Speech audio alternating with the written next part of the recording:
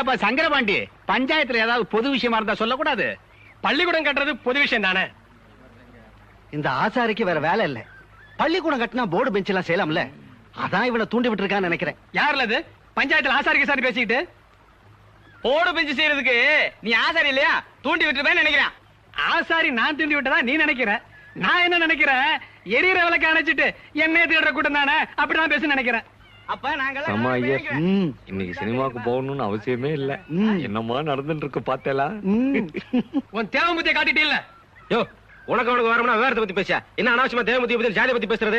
யோ, நீ என்ன சொன்னாலும் சும்மா கேட்டுக்கிட்டு கம்மன் கிடக்க. நாங்க ஒண்ணு நத்தம் செத்து போன அக்ராவரத்த ஆளுங்க இல்லையா? நாங்க பாட்டுக்கு செவனேன்னு உட்கார்ந்து இருக்கோம். எதுக்காக அனாவசியமா எங்க ஜாதியை பிடிச்சி இருக்கிறேன்? எங்களுக்கு சங்கல்லாம் இருக்கு தெரியுமோ?